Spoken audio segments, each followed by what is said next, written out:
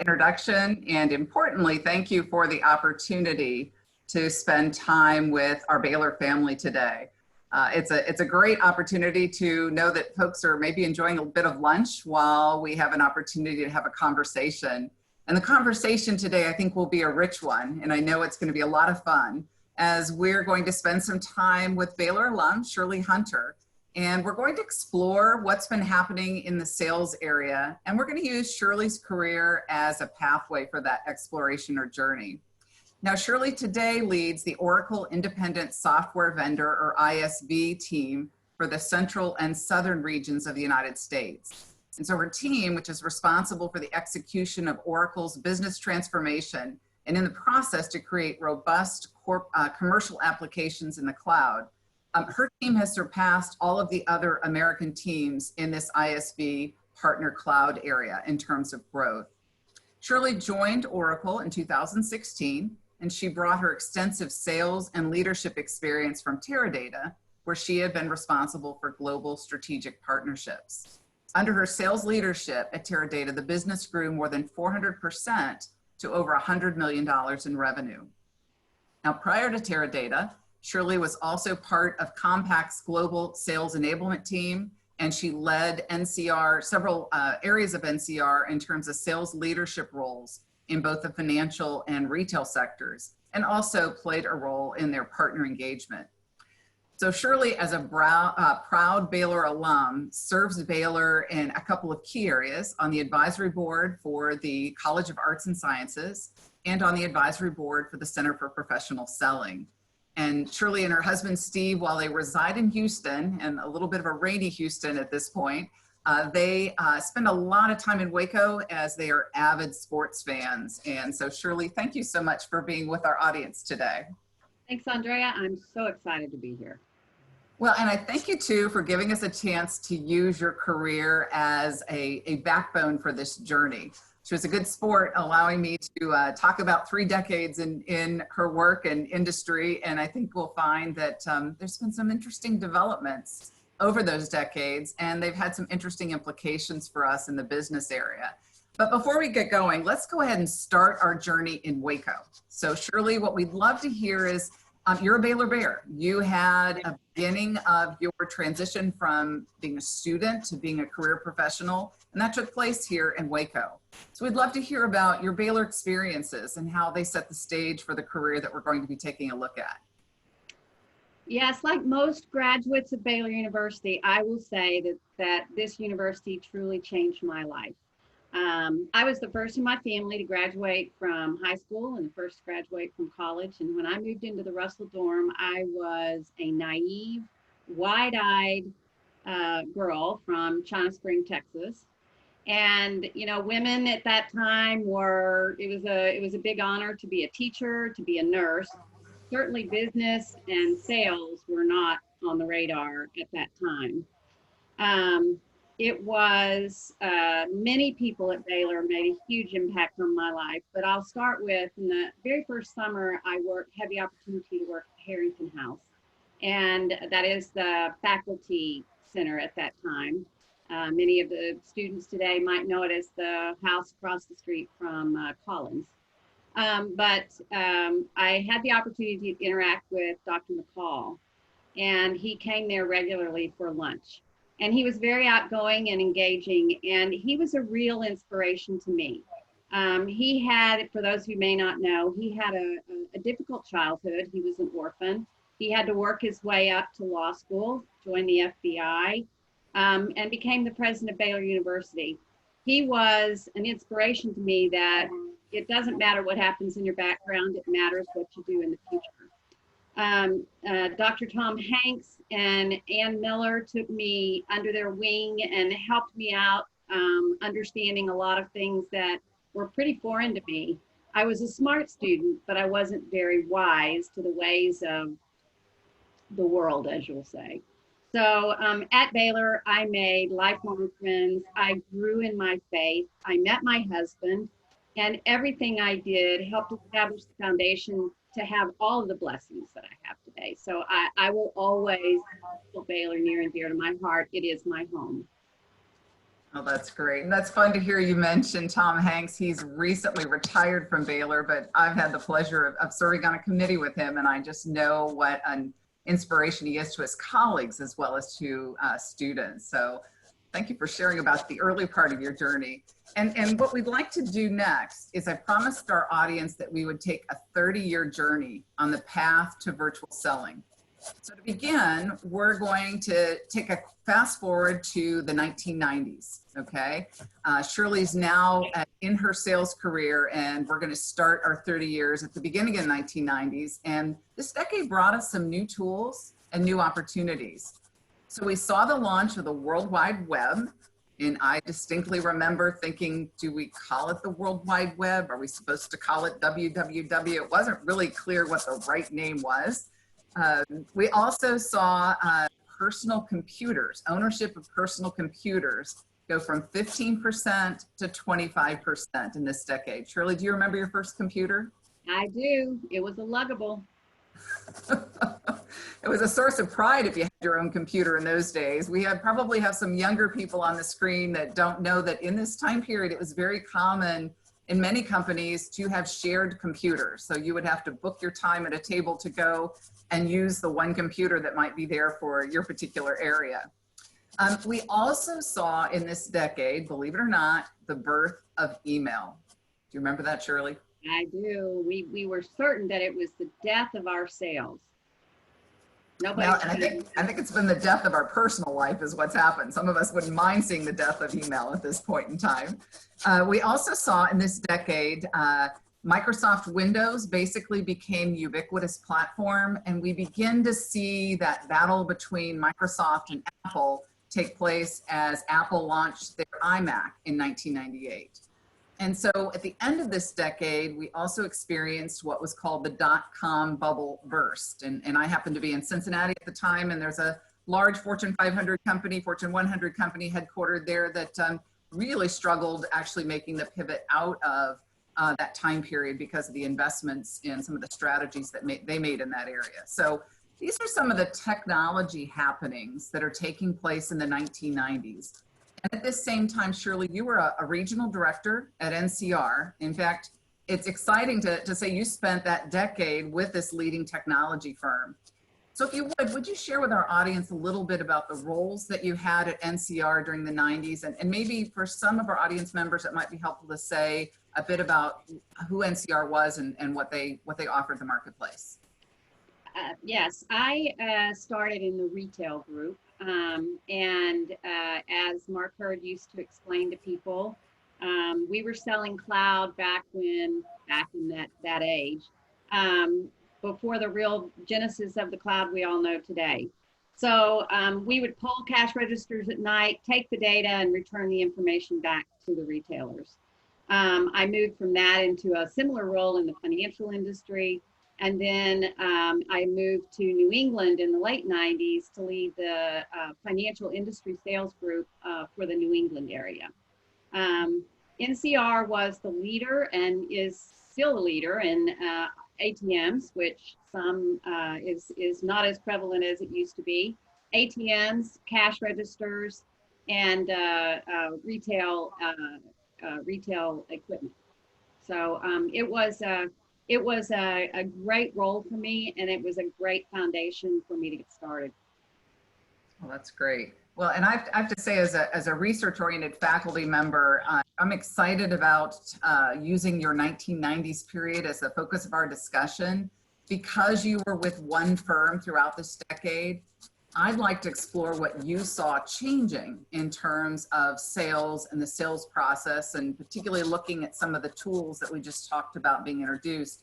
And again, from that research orientation, it's exciting because you didn't change companies and you didn't change industries. So you're able to actually speak to the change that takes place within one organization within that decade. So that I just want to share with the audience. To me, that's exciting to know that you can speak from that point of view.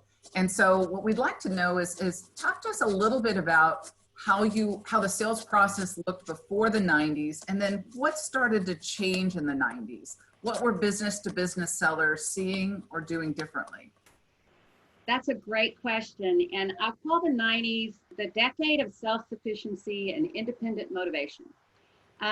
Because before that, you know, when we would meet with a customer, we would do our presentation, do our pitch, and we had started. Just it's important to know that, you know, getting those appointments and setting up those calls was a desk phone, retail merchants directory, and you just kind of work the phone. But we'd come back to the office, we'd write up a letter, write it out longhand, give it to a secretary. She would type it up, we would proof it, then we'd mail it. The customer didn't really expect a lot of response in a quick time because, you know, you had that manual process. In the early 90s, we had begun with the advent of all the technology that we just discussed. We had to become more agile, and work that was previously performed by other people, secretaries or support people, now that was my job.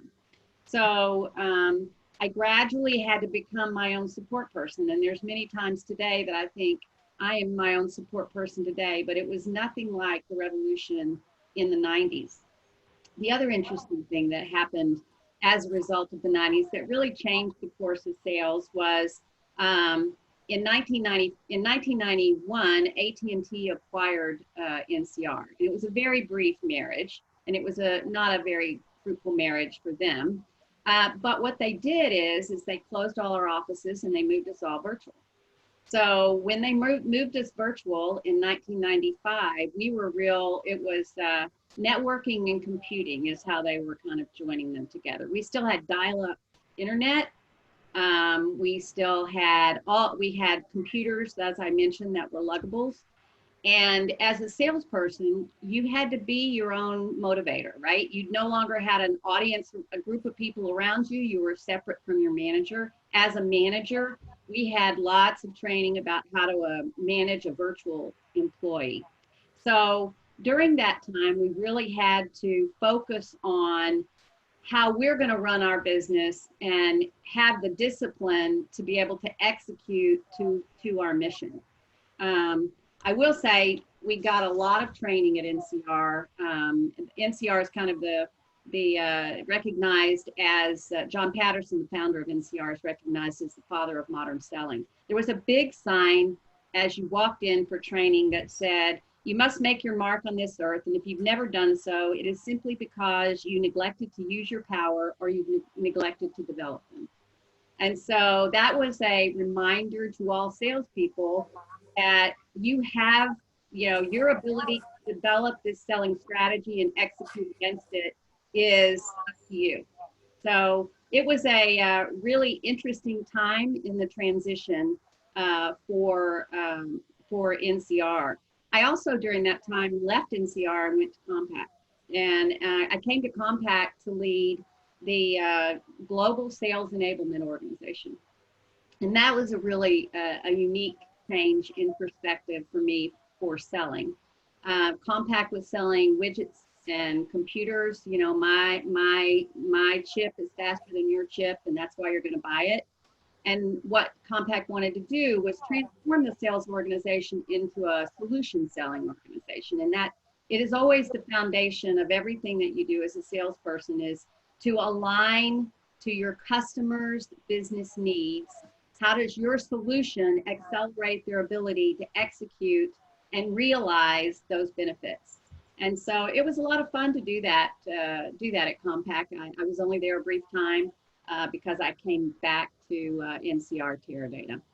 So it was a fun time in the 90s. It was really learning to be self-sufficient and independently motivated.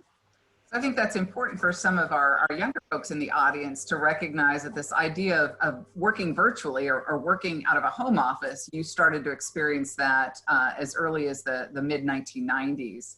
And then we had some other technology things that took place in this decade that I'd like to kind of tee up and get you to reflect on and give some comments on. So we saw the disruptors in the area of Netscape being launched in 1994 and eBay and Amazon being launched in 95 and Amazon in 94. So we've got the beginnings of this search process coming into play.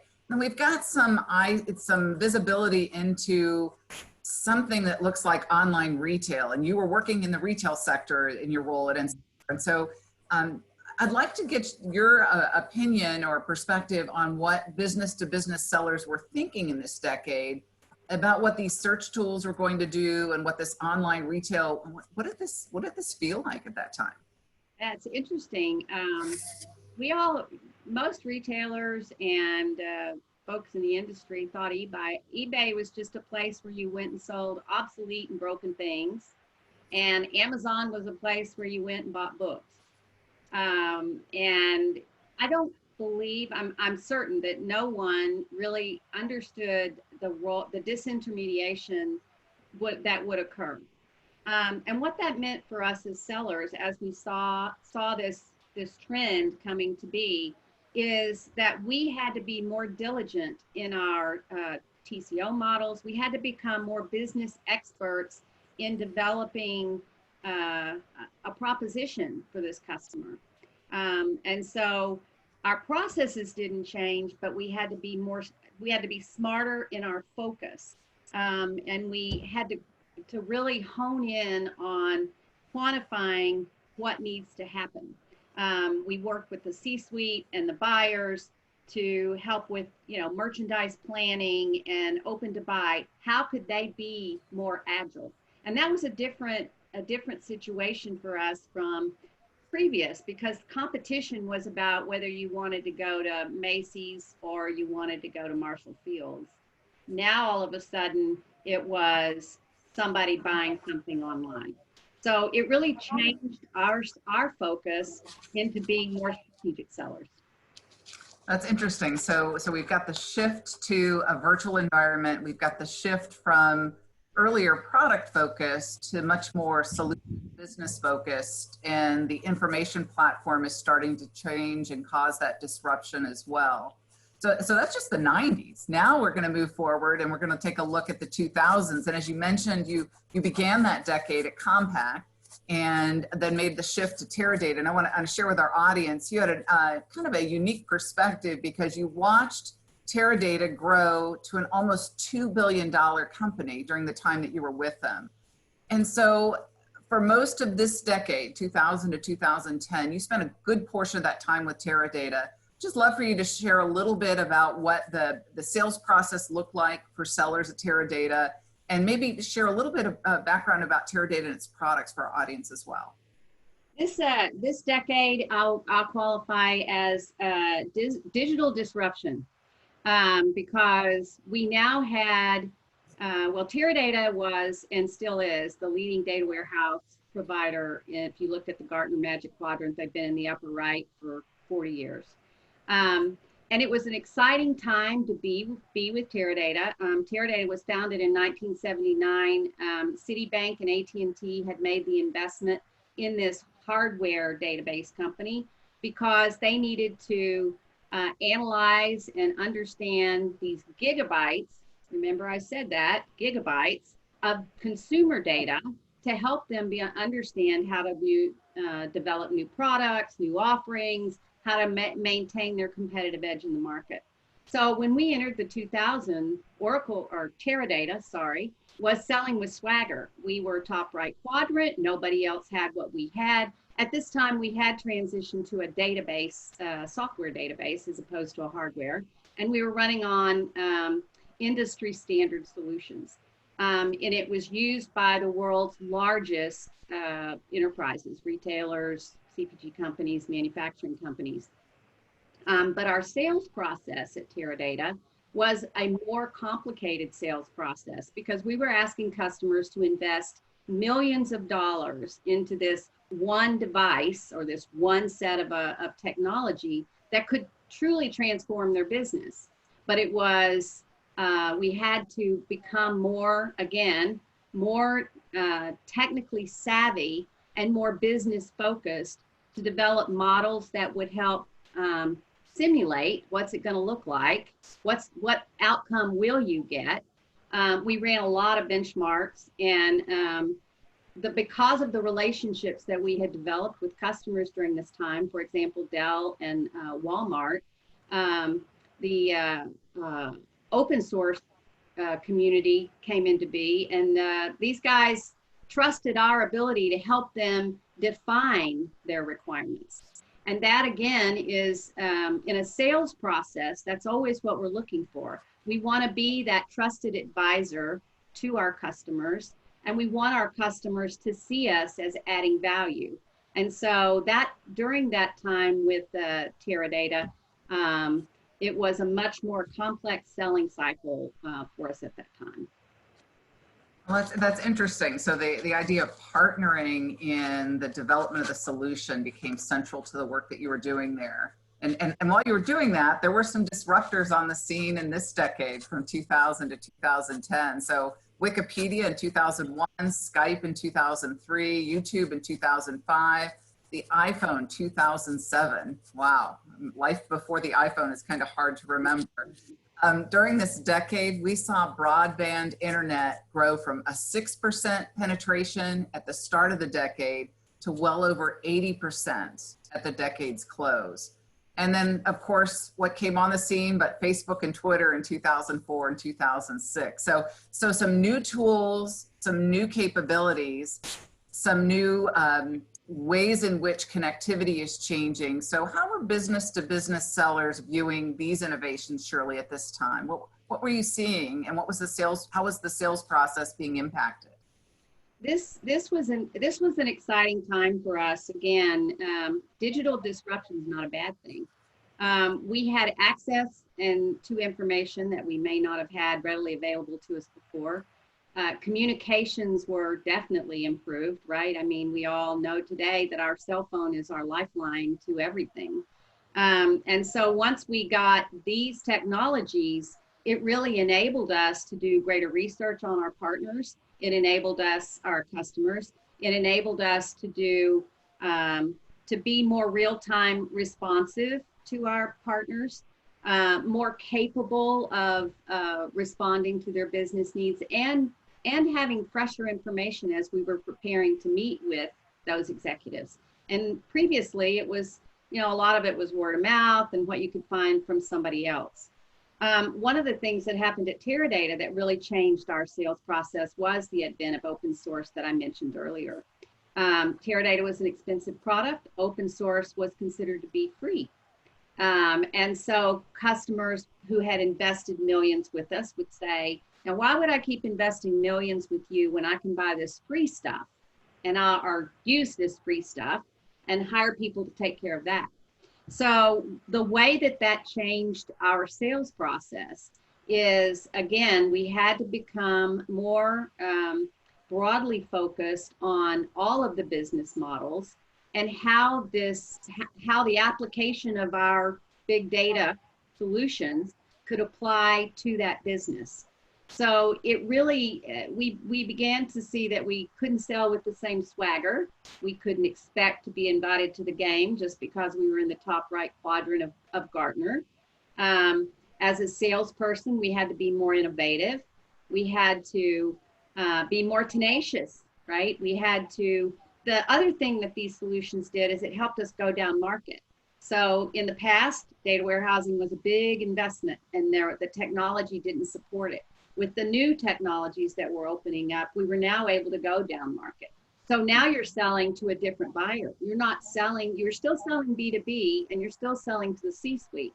But the CEO of a $50 billion company might have a different set of imperatives than somebody who is at a $5 million company. So as a seller, we had to be more agile, and we had to, like I said, be more innovative. It was an exciting time to be part of technology.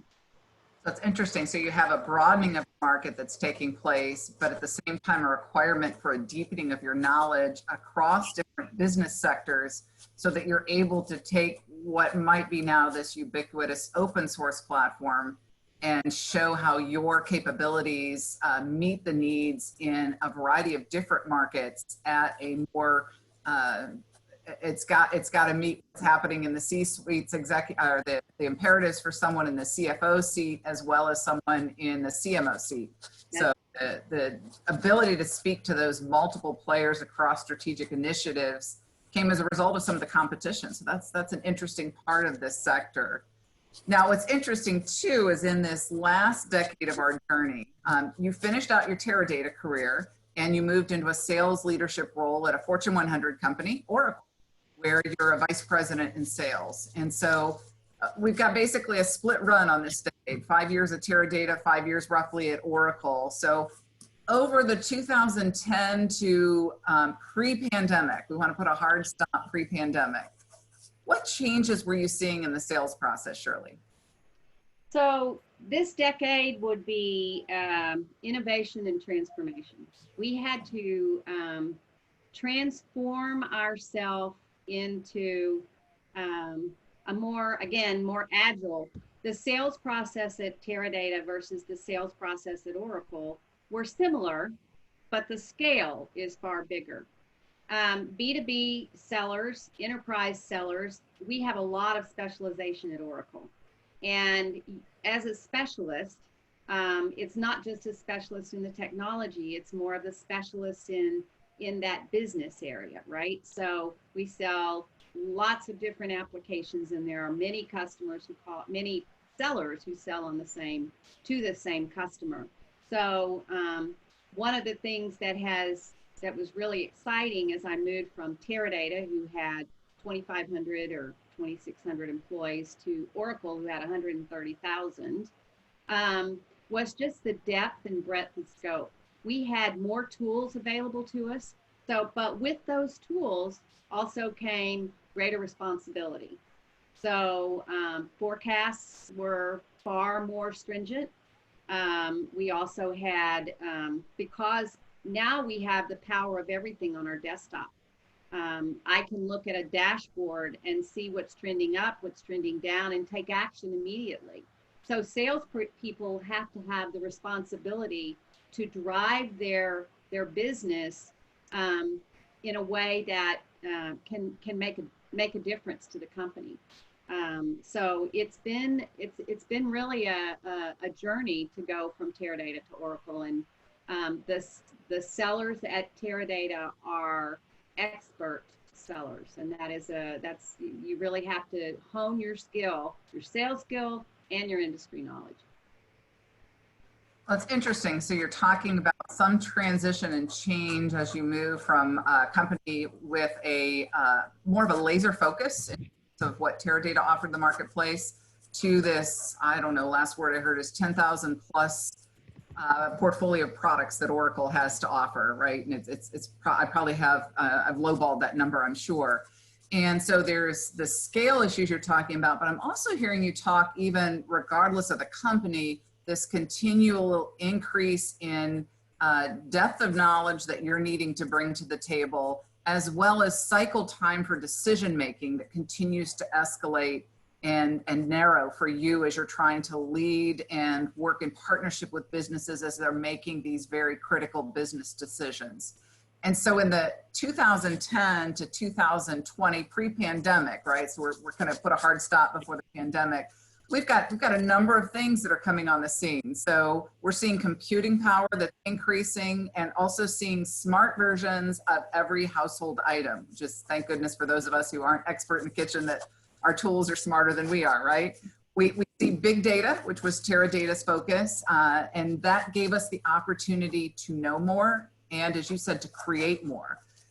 We're moving quickly from 4G to 5G broadband, and that means that more people and more things can be connected than ever before. So the widespread adoption of cell phones and tablets really then gave us computing power that used to be reserved to our desktop, and now that's moved to our smart glasses and smartwatch. So those devices are moving from the desk to our hands to wearables, so that even the ability to have the information and access the information is physically coming closer to us. We find that online streaming services and virtual reality are starting to change the way that people process information and engage with the world. And we now have wireless everything from headphones to charging stations. And then we have drone deliveries that can drop packages just automatically to our homes. And we have new friends called Siri and Alexa. And I made sure my devices were shut off before I said that. and more than 30 billion items powered by the Internet of Things. So this last decade that we're looking at, again, prior to COVID-19, Shirley, we're interested in the changes that you're seeing business-to-business sellers having as a result of some of the tools and some of the changes that we see in this technology landscape. Could you speak to what you were seeing at this point in time? Customers in this time, customers had access to information in a quicker fashion, and they were all seeking new ways to look to address old problems, right? If we look at IoT, one of the big use cases for IoT is proactive maintenance, for example. So if I'm going to send somebody out to service a refrigerator, what else can they do while they're there? The IoT device sends that information and says, oh, while you're there, fix this, because it's going to go out pretty soon. So our customers were looking for new ways to be innovative. Again, back to these disruptors, right? We still have, you know, if you're a retailer, you're still being, and we've seen retailers close left and right before COVID. And so everybody's looking for a way to differentiate and provide value to their end users. So we saw our customers do more in terms of more innovation, looking for innovation. And as salespeople, we've had to stay on the cutting edge of this innovation. And how do we apply it to our business? It has shortened our sales cycle in some cases because our customers do have access to this data. But it also has complicated our sales cycle because when they have access to the data, it's not always exactly right. And we have to be the people that help them understand how can this really work?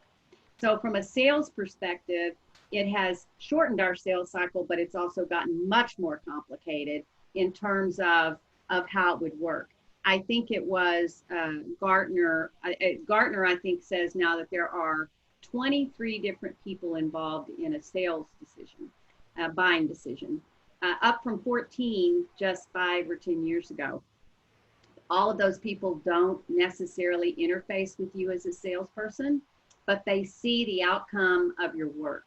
They see the outcome of the proposals that you deliver, the pitches that you give, and the closing, right? So procurement's got a different set of motivations than maybe the business owner might have. So you've got to marry those two. So you have to be a bit of a flexible magician sometimes to pull all these pieces together to take advantage of this technology that is truly changing our selling environment.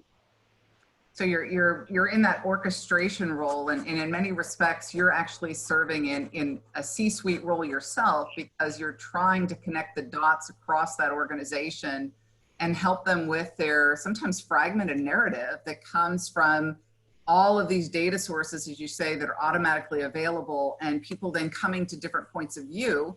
They're coming with their functional mindset, which shapes our point of view, and then they're adding to it the data that they have access to, which then results in an organization where decisions become harder because there are different points of view. So your role as that professional seller has become even more complex in helping them make a decision. Is that right? That's right.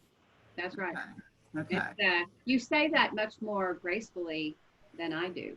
That's why we teach the words, and I was chuckling as you and I talked initially on this, because as most people know, the interesting time period between when research is done and then brought into framework of being shared and then driven into textbooks, sometimes the lag on that. So agility is something that showed up in textbooks about 10 years ago. But if you were listening, folks in the audience, Shirley was talking about agility in the 90s. Industry was right on target with what they were doing. It just takes us a little longer to actually observe it and try to crystallize it so that we can help our students understand how to use that perspective as they go forward. So that's why we're fully committed at Baylor of ensuring that our faculty are very research active and staying on top of what's happening in industry and measuring and studying it in such a way that we can be faster translators. So I appreciate you sharing that. So we've been looking back, but I think it would be very important for us to take a few minutes and kind of put you into a little bit of a soothsayer role, if you will, because since March of 2020, things have changed. It's now September of 2020. So for 6 months, many buyers and sellers have not met face-to-face. We've met virtually. We've leveraged a variety of different video conferencing platforms, depending on the buyer's preference or the seller's preference. And I'm sure you can go through a day and be on 3 or 4 different platforms during the course of that day. Some people say we've accomplished 3 years of change in 3 months, and some people said we did it in the first 3 weeks. I'd like to push you, Shirley, to go beyond the data and go beyond your experience. And as someone who's been a sales leader at several leading technology firms, as you're looking at where we stand today, give us a sense in your mind of what do you think is going to impact the selling environment next? It's interesting. I want to speak to the changes that we've had since COVID. My last business trip was in February, and Oracle put we no longer are allowed to travel by air without executive approval. So originally it was kind of hard for us because we couldn't understand how we were going to develop these relationships. But I'll tell you, with Zoom or with whatever video conferencing tool that you use, you actually develop a pretty personal relationship with your buyer. I've met people on Zoom and I say Zoom because that's what we use. By the way, it runs in the Oracle Cloud. Because I had talked to them, right? Especially with my sellers, they had executives that I might not have met. I met people on Zoom that I had never met before. I've worked at Oracle for 4 years, and I met people that I had met before, and I feel a different connection to them than I felt before. So I think that while this has been disruptive to us, it's changed a lot, and it's been a good change. But we all do look forward to getting back on a plane and going to see our customers and doing those kind of things again. For what's in the future, I will say that I think the biggest impact ahead for our sellers is going to be the impact of artificial intelligence and machine learning. There are a lot of things that, if you look at Oracle's cloud today, for example, and I'll use this as an example, not as a selling pitch, but there are things that we did on premise when you were running your computers, if you were running your data center, if you were a DBA. Now with artificial intelligence and machine learning, we've transitioned that to you no longer need to do that. We do that for you because we've built in that learning and that autonomous capability into our cloud. Now, as a seller, it's going to continue to evolve and continue to become more advanced. And things that you might have done manually in the past are now going to be automated. So I really think that again, our consumers, our businesses, our enterprises are going to be smarter. Our executives are going to be more demanding, and AI and ML is going to change everything for the enterprise. And so that's going to have to change what we do, not our sales process, because it's always the same, right? How do we align what we do to impact in a positive way this customer's business? But it's going to change how we go about it. No. And it's interesting because you're talking about what some of the things are that'll be changed that we do. And I'd like to tee up, because this is one of the conversations that we have in the classroom with students today, is there's this area called robotic process automation, or RPA, that promises to strip out a lot of those repetitive routine tasks out of all sectors of business. And some areas where the functions are perhaps more specified and documented, and they're in line with regulations and so forth, like we might find in accounting, we see a larger portion of those roles being subject to RPA, being replaced, as you said, by the machines have learned and now do the job. I'm curious if you would share a little bit about what your thoughts are of how RPA might actually help us in the sales area. What are some of the things you think it's going to take away that maybe makes it even more exciting? I think we will have less routine work, and we will have more opportunity to deliver a personalized experience, a personalized communication, a personalized opportunity for our customers. So RPA is one of those things, as we just talked about, that some could look at as a negative, right? There are things that I did in the past that I want to continue to do. Nobody said it was going to completely replace people, but I think it's going to give us and it's going to give our customers an opportunity to enact brand differentiation, which is really important to them. And as salespeople, those are the kind of things we're looking for, right? How can I help you differentiate your business to maintain your competitive edge, to get that extra leap so that you can beat Amazon in the retail industry space? So I think that it's going to be an interesting time for us to see how we apply that. I think it's going to be exciting. I think it's going to be the next evolution of all the technology we just talked about. And 10 years from now, we'll be looking back at this going, yeah, it really wasn't that big a deal. That's what we're trying to help students understand is some of the challenging aspects of what might be an entry-level sales role that look at the interface between sales and marketing and some of that prospecting work. Both the marketing activities and those prospecting activities will be enabled through RPA, and perhaps a little bit less of the tedious part of that job will be not having to be driven by a person, so to speak. Another area I would love to have you share with the audience your point of view on is this whole area of virtual reality. So gaming applications and meeting software really promises to leverage virtual reality in a way that really Second Life, for those of you old enough to remember Second Life, that never delivered on. So as you look to the future, Shirley, what do you see as a potential role for virtual reality in the sales space? We're going to be able to fine tune and learn and advance our skills in greater ways than ever before. So I'll just speak to how we'll use it in the selling environment. You know, when you're learning and developing those skills, the opportunity to capture those experiences live and learn from them, the opportunity to automate training, right? I can be in the boardroom. I can be presenting to the board. I can be carrying on a CEO conversation.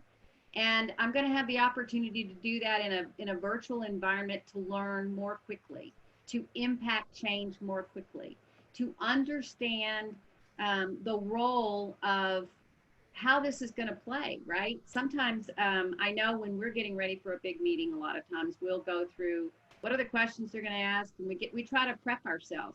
Now with virtual reality, we can really prep ourselves. We can really capture that. And we can also look back and make those adjustments before we have an opportunity to make the big mistake that we might make in making an assumption or executing a strategy that isn't really going to play out. So we're seeing the Madden field in the boardroom. Everyone's enacting their individual roles, so to speak, to play the game. So yeah, that's an exciting time ahead for everyone, for sure. And the idea of learning faster certainly parallels what you've shared with us today about how selling faster is part of this world as well. So, you know, as we wrap up our time, I'd really be remiss if I didn't bring it back home to the work that we're doing at Baylor in the sales area. And so for the benefit of our audience, let me share that Baylor was the first university in the United States to actually launch a sales major. Baylor launched that major in 1985. And as we fast forward to 2020, we're one of the top sales programs in the country, according to our corporate partners, many of whom include the firms that Shirley has worked for. So I'd love to wrap up, if we can, and have Shirley close with her perspective on the opportunities that are ahead for college students. Perhaps we have some parents on the line who might be helping their students make decisions. I know we probably have some students with us as well. If you would just share how you think future sales roles are likely to be, and what do you think will exist and how things will play out in this space? Yes, the future of sales is in the enterprise. I think we're going to have even greater focus on, all the technology enablement and self-service. All of those are going to be opportunities for us as sellers to improve our ability to deliver those business value. A colleague of mine is a professor at Temple University. And let me say this, I'm very proud of our sales program, and it comes up regularly no matter where I am. Did you know that you can now graduate from Baylor University with a degree in professional selling, and we have a 100% placement rate for our graduates, and we're very proud of that. So I weave that in from time to time. But my friend who's at Temple University, his view is that I'm reading it so I can get it right. The most successful salespeople are those dedicated to lifelong learning and continuous improvement. And I think that is absolutely true. I think the future, we're going to be specialists. Enterprise sellers are going to be specialists. We're going to be more sector focused. We're going to be technologists, because it's going to be important for us to understand how that thing, that cell phone, that IoT device, that bot is going to change the business, change the trajectory of our customers' business. And more than ever, we're going to have to actively listen to our customers' needs and align our technology to meet them. So I really think the future is extremely bright for our sellers. And I think our program is equipping people to do just that. We have lots of people from Baylor who came through your program, and we're very proud of their expertise and their success.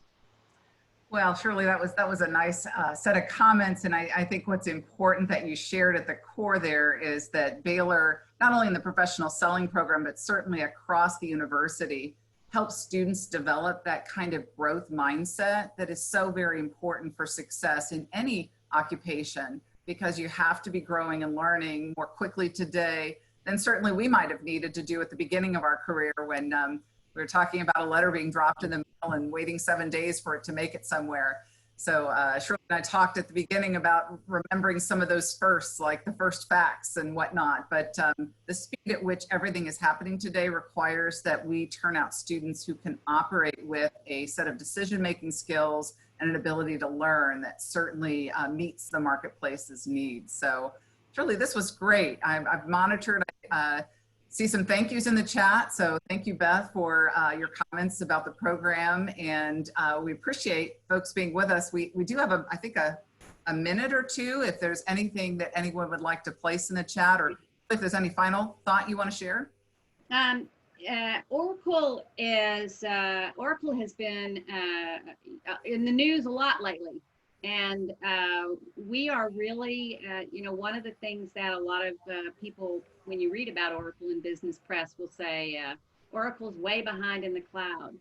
I want all of the people on the phone and the sales students and professionals here to know that we're serious about making this leap. And we've shown in recent days our commitment to changing the enterprise and helping the enterprise grow. And Oracle is leading that market, and I'm really, really proud to be part of this organization. And I'm proud to be part of this organization as a Baylor Bear at Oracle. Well, we're proud to call you one of our own. So thank you for spending time with our community today. One of the questions that Amy Armstrong asked for the young alumni who might be online, what are some of the most important soft skills, Shirley, that you might look for when hiring today?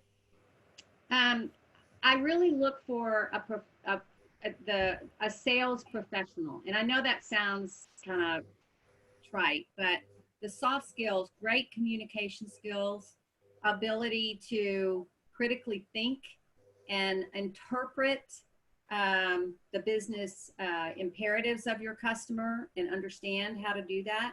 So understand how to equate those and develop your proposition. I look for when I'm interviewing people, the maturity of your thinking process. How can you Take a look at your landscape. I don't expect you to be an expert on whatever it is, but how can you take a look at your landscape and think about how you would approach this problem? So I'm really looking for great thinking skills, innovation, and excellent communication skills. Okay, great. Rob, do we have time for one more question? Would that be Yes, okay? ma'am. You bet. Great. We have a question here from Major League Sales is what's the future of the BDR role? That's the business development role for the folks who are with us today where that acronym may not make sense. The question says, seems the outbound efforts start too low and marketing drives inquiries below the decision process. What do you think, Shirley, of the BDR role? Oh my, our BDRs, our BDCs at Oracle, I just finished QBRs, and I will tell you that our BDCs or BDRs are critical to what we do. Yes, you're right. Outbound marketing can create leads and people can answer online and we get lots of stuff from that. What the BDC does for us and the BDRs do for us is they help us as enterprise sellers understand the organizational complexity, help us get into places that we might not have gotten into before. It's a lot of work to penetrate a new account.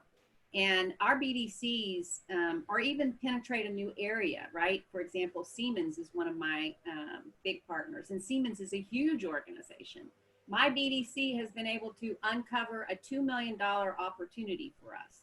She identified it. We have to go get it all built out and figure out how to sell it, but she was critical to our success. So BDRs are extremely important to us, and it is a job that's a great job to start your sales career.